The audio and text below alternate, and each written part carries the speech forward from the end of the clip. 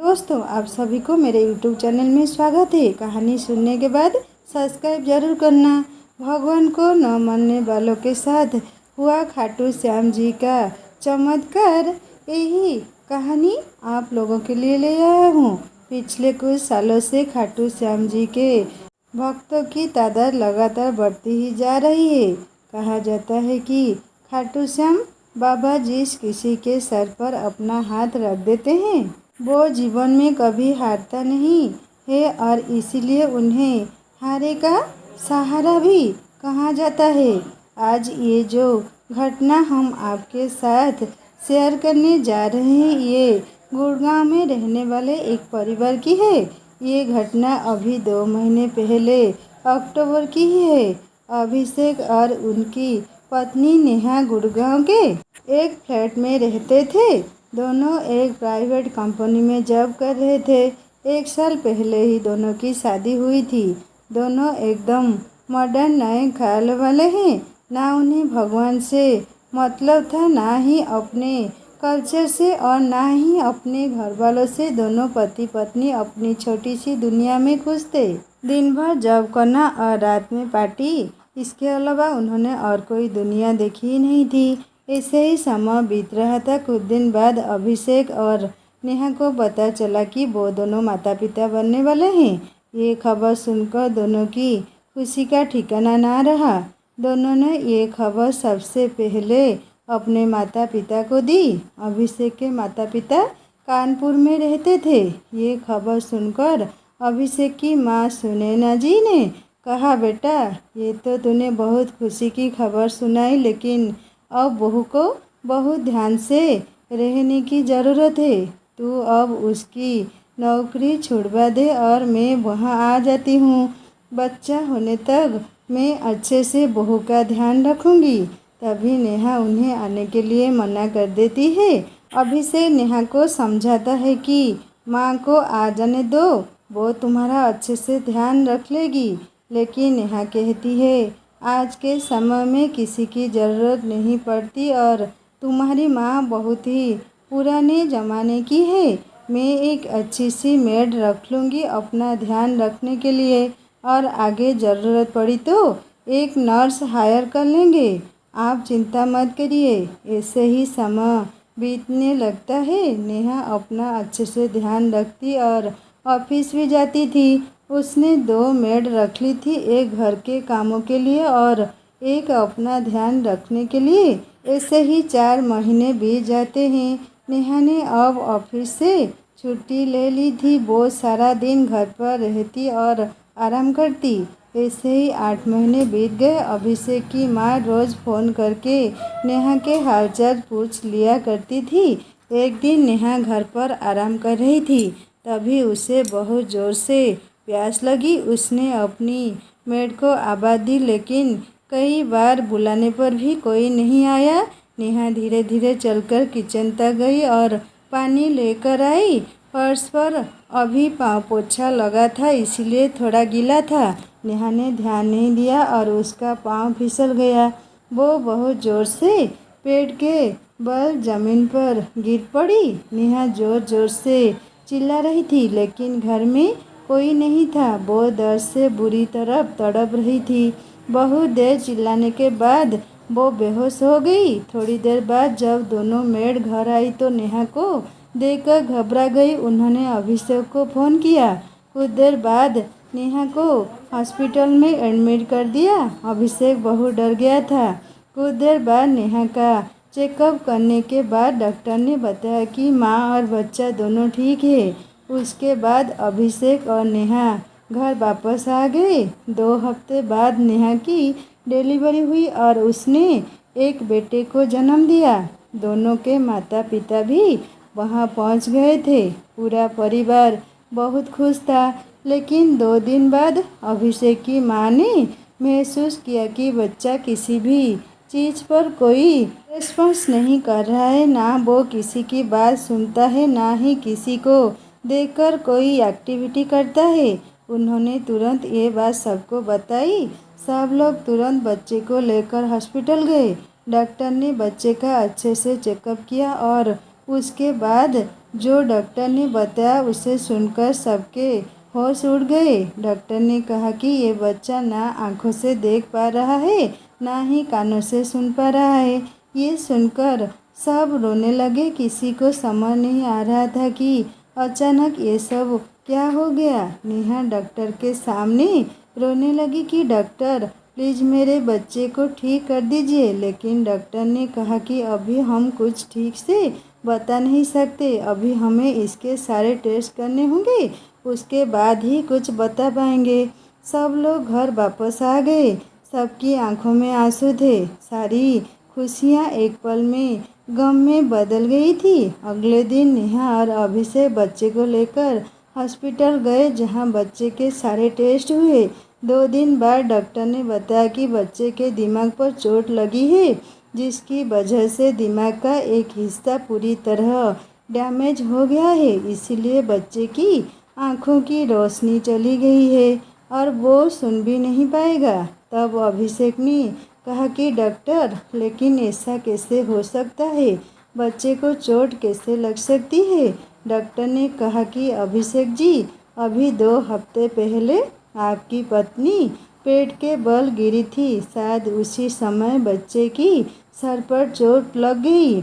नेहा और अभिषेक बहुत घबरा गए। उन्होंने डॉक्टर से इसका इलाज पूछा, लेकिन डॉक्टर ने बताया कि इसका एक ही इलाज है, दिमाग का ऑपरेशन।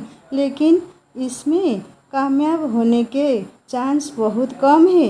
अगर ऑपरेशन असफल रहा तो बच्चे की जान भी जा सकती है। नेहा और अभिषेक रोते हुए घर वापस आ गए। अगले दिन दोनों बच्चे को लेकर शहर के सबसे अच्छे दिमाग के डॉक्टर के पास गए, लेकिन वहाँ से भी यही जवाब मिला। 2 महीने तक दोनों बच्चे को लेकर जगह जगह भटकते रहे, अच्छे से अच्छे हॉस्पिटल और डॉक्टर के पास, लेकिन सब जगह से एक ही जवाब मिला, ऑपरेशन। दोनों हार कर निराश होकर बैठ गए। अभिषेक की माँ दिन रात भगवान से प्रार्थना करती कि किसी तरह बच्चा ठीक हो जाए। नेहा बहुत उदास रहने लगी थी। वो जब भी अपने बच्चे की तरफ देखती, उसका मन रोने लगता। ऐसे ही 3 साल बीत गए। दोनों की जो थोड़ी बहुत आस थी वो भी अब ख़त्म हो चुकी थी। अभिषेक की माँ यही रहकर बच्चे की देखभाल कर रही थी। एक दिन सब लोग बैठे बातें कर रहे थे, तभी उनकी एक पड़ोसन आई और सबको प्रसाद देने लगी। तब सुनैना जी ने पूछा कि बहन जी, ये किस चीज़ का प्रसाद बांट रही हो आप?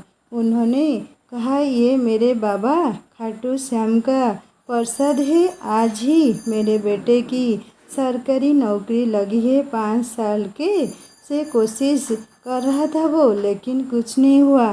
2 हफ्ते पहले ही बाबा के दर्शन करके आया है और कल ही उसकी नौकरी पक्की हो गई। आज उनका भोग लगा के आई हूँ, उसी का प्रसाद है। जय हो मेरे खाटू श्याम बाबा की। सुनैना जी ने उन्हें बैठाया, चाय नाश्ता कराया और बातें करने लगी। बातें करते करते सुनैना जी उदास हो गई और बोली, देखिए बहन जी, कितना छोटा बच्चा और ऐसी बीमारी हो गई। हम तो सब जगह दिखाकर हार गए, लेकिन कोई फ़ायदा नहीं हुआ। तब उनकी पड़ोसन ने कहा, अगर आप लोगों को ठीक लगे तो इसे बाबा के मंदिर ले जाओ, वही है हारे का सहारा। उनके दरबार से आज तक कोई खाली हाथ नहीं लौटा। हो सकता है वहाँ जाकर इस बच्चे का नसीब भी खुल जाए। ऐसा कहकर वो चली गई। उसके बाद सुनैना जी सोच में पड़ गई और नेहा और अभिषेक से बोली कि बेटा चलो खाटू श्याम जी के दर्शन करने चलते हैं। क्या पता वहाँ जाकर सच में हमारा बच्चा ठीक हो जाए। अभिषेक ने कहा, माँ आप ये कैसी बात कर रही हो? जब डॉक्टर के पास भी इसका कोई इलाज नहीं है तो मंदिर जाकर क्या हो जाएगा? मैं इन सब बातों को नहीं मानता हूँ। तब सुनैना जी ने उसे समझाया कि बेटा, भगवान के पास हर चीज़ का इलाज होता है। तुम सबके कहने से इतने डॉक्टर के पास गए लेकिन कुछ नहीं हुआ। एक बार मेरे कहने से बाबा के दर्शन करने चलो ना। कुछ देर सोचने का बाद नेहा और अभिषेक चलने को तैयार हो गए। अगले दिन सब लोग बच्चे को लेकर खाटू श्याम जी के मंदिर पहुंच गए। भीड़ ज़्यादा थी। 3 घंटे लाइन में लगने के बाद वो बाबा के सामने पहुँचे। बाबा को देखते ही नेहा और अभिषेक की आंखों से आंसू बहने लगे और दोनों ने हाथ जोड़ के बाबा से कहा, बाबा, आज तक हमने कभी भगवान की पूजा नहीं की। आज पहली बार हम आपके दर्शन करने आए हैं। हमारे बच्चे पर कृपा करो बाबा। ऐसा कहकर दोनों फूट फूट कर रोने लगे। कुछ देर बाद दर्शन करके सब बाहर आए। सुनैना जी बच्चे को गोद में लेकर चल रही थी। सामने एक पत्थर पड़ा था। उन्होंने भीड़ भाड़ में देखा नहीं और वो उससे टकरा कर गिर गई। बच्चे का सर पत्थर से टकराया और बहुत खून बहने लगा। दोनों को पास के हॉस्पिटल में एडमिट कराया गया। सुनैना जी को थोड़ी ही चोट आई थी लेकिन बच्चा बेहोशी की हालत में था। उसके सर में ज़्यादा चोट आई थी। सारा दिन बीत गया लेकिन बच्चे को होश नहीं आया था। डॉक्टर भी कुछ समझ नहीं पा रहे थे। नेहा का रो रो कर बुरा हाल हो चुका था। ये सब देखकर अभिषेक परेशान हो गया और अपनी माँ से बोला, माँ, ये सब आपकी वजह से हुआ है ना। हम यहाँ आते और ना हमारे बच्चे का ये हाल होता। पूरी रात बीत गई। सुबह 6 बजे बच्चे ने अपनी आंखें खोली। नेहा ने उसे अपनी गोद में लेटा लिया। बच्चा मुस्कुराकर सबको देख रहा था जैसे उसे कुछ हुआ ही नहीं था। वो सबके इशारे समझ रहा था और सबकी बातें सुन रहा था। उसकी आंखों की रोशनी वापस आ गई थी और वो सब कुछ सुन पा रहा था। ये सब देखकर नेहा और अभिषेक को अपनी आंखों पर विश्वास नहीं हुआ। दोनों ने बच्चे को गले लगाया और बाबा का धन्यवाद किया। उनकी तो जैसे दुनिया ही बदल गई थी। खाटू श्याम के पास जाकर दोनों की आंखों से आंसू रुक ही नहीं रहे थे। अगले दिन बच्चे के साथ तीनों ने बाबा के दर्शन किए और अपने घर वापस आ गए। उसके बाद से दोनों पति पत्नी हर महीने बाबा के दर्शन करने जाने लगे। खाटू नरेश जी की जय हो। दोस्तों, कहानी कैसी लगी मुझे ज़रूर कमेंट करके बताएगा और अच्छी लगी तो सब्सक्राइब करके बेल आइकन दबा देना और एक नई कहानी जल्दी लेकर आऊँगा। नमस्ते।